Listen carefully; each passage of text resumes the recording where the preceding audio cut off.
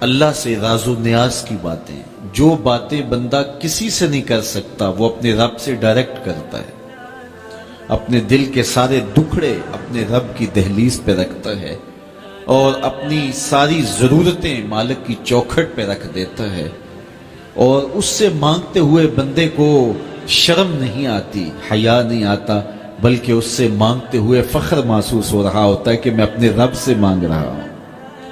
کسی اور سے مانگیں تو جھجک لگتی ہے، لیکن مالک سے مانگیں تو اپنائیت کا احساس ہوتا ہے کہ میں اس سے مانگ رہا ہوں، اس لیے کہ وہ ہمارا رب لگتا ہے، ہمارا اس سے ربط کتنا گہرا ہے۔ مسجد نبوی کا ایک کونا تھا اور ایک بندہ وہاں بیٹھ کے دعا مانگ رہا تھا۔ اس کے دعا کے لفظوں پر غور کیجئے، اے اللہ میں تجھ سے اس لیے مانگتا ہوں کہ تو میرا اللہ ہے، تیرے علاوہ میرا ہے بھی تو کوئی نہیں۔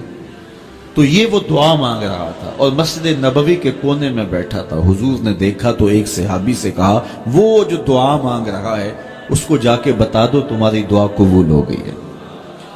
وہ مانگ اس ڈھب سے رہا ہے۔ تو یہ دعا اپنے رب سے نیاز ہے، دعا خود عبادت ہے۔ جب تمہاری ضرورتوں کا کفیل وہ ہے تو پھر اس سے نہیں مانگیں گے تو کس سے مانگیں گے؟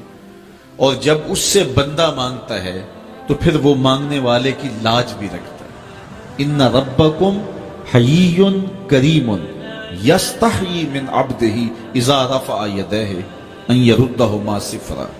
تمہارا رب حیا کرنے والا کریم ہے، جب بندے اس کے سامنے ہاتھ پھیلا کے دعا مانگتے ہیں اللہ فرماتا ہے مجھے شرم آتی ہے ان کے اٹھے ہوئے ہاتھ خالی کیسے موڑوں۔ جب انہوں نے مجھ سے مانگا ہے تو میں نے بھی نہ دیا تو کون دے گا؟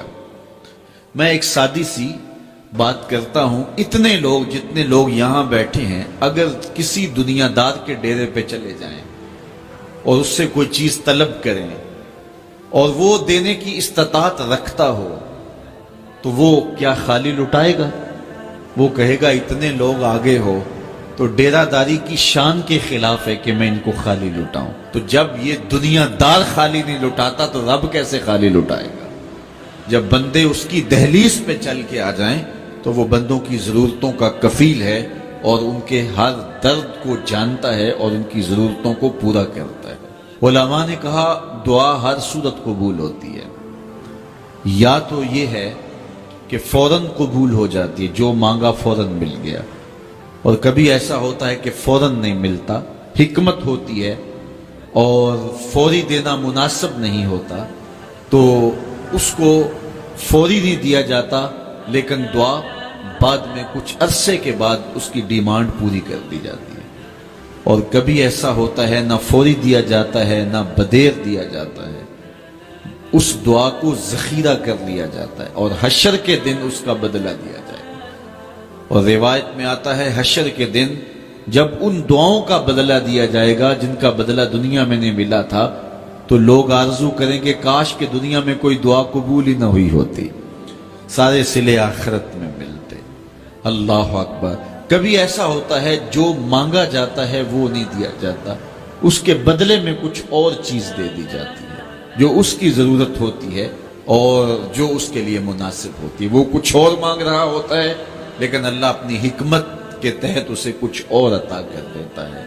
بہر صورت دعا قبول ہوتی ہے اور بندوں کے اٹھے ہوئے ہاتھ اللہ پسند کرتا ہے۔ آج یہ بھی بحث چلتی ہے نہیں مانگنا چاہیے، فلاں وقت میں نہیں مانگنا چاہیے، تو وہ کہتا ہے مجھ سے مانگو جب بھی مانگو، میرا دست کرم تمہیں دینے پہ آمادہ ہے۔ اور اگر کوئی نہیں مانگتا تو فرمایا کل ما یابو بکم ربی لولا دعاؤکم، اے محبوب فرما دو اگر یہ نہیں مانگیں گے تو اللہ بھی پرواہ نہیں کرے گا۔ مانگنا تمہاری ضرورت ہے، اگر تم مانگتے رہو گے تمہاری جھولیاں بھرتا رہے گا، اور اگر تمہیں اسے نہیں پکارو گے تو وہ بھی تمہاری پرواہ نہیں کرے گا۔ تو اس کے حضور دعائیں مانگو۔